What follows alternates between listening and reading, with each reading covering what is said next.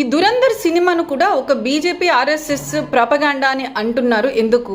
మామూలుగా నేను సినిమాలు వెళ్ళి థియేటర్లకు చూడడం తక్కువ, కానీ నిన్న చూశాను. వీళ్ళు ఎందుకు అంటున్నారంటే అసలు దీంట్లో ఏమి ఉంది అంటే, మొట్టమొదటి విషయం, పాకిస్తాన్లో ఈ సినిమా చిత్రీకరణ చేసినప్పుడు ఏం చూపించారంటే, పాకిస్తాన్లో మాఫియా కావచ్చు, ఆర్మీ కావచ్చు, ఐఎస్ఐ కావచ్చు, అక్కడ ఉన్న పొలిటికల్ పార్టీస్ ఏవైనా కావచ్చు, వాళ్ళు భారత్ను దాడి చేయడానికి, భారత్లో ప్రజలను ఇబ్బంది పెట్టడానికి ఒక్కటే అయిపోయి ఎంతకైనా తెగిస్తారు.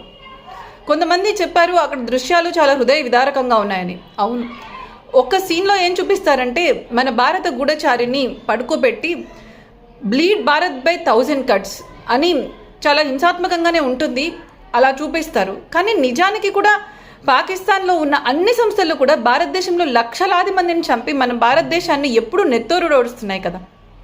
ఇంకొక ముఖ్యమైన విషయం ఏముంటుందంటే, భారతదేశానికి ప్రధాన శత్రువు పాకిస్తాన్ కాదు, భారతదేశంలోనే భారతదేశానికి వ్యతిరేకంగా పనిచేసే వాళ్ళు అని. అంటే ఇది సినిమాలో ఏం చూపించారంటే, భారతదేశంలో కొంతమంది రాజకీయ నాయకులు, కొంతమంది రా ఆఫీసర్స్, ఇంటెలిజెన్స్ ఆఫీసర్స్ కూడా వాళ్ళ స్వార్థం కోసం భారతదేశం ప్రయోజనాలను పక్కన పెట్టారు, అది మనకు ముప్పు అని తెలిసినప్పటికీ కూడా అని చూపించారు. నాకు అర్థం కాని విషయం ఏంటంటే, ఇందులో ఎక్కడ భారతదేశంలో ఎవరి గురించి చెడుగా చూపించడం జరగలేదు, కానీ పాకిస్తాన్లో జరుగుతున్న నిజాలను చూపిస్తే ఈ భారతదేశంలో ఉన్న కాంగ్రెస్ నేతలు, ఇండి కూటమి వాళ్ళు ఇంతగా ఎందుకు బాధపడుతున్నారు? అరే, పాకిస్తాన్లో కూడా ఇంత బాధపడటం లేదు వీళ్ళు ఈ దురంధర్ సినిమా గురించి బాధపడినంతగా.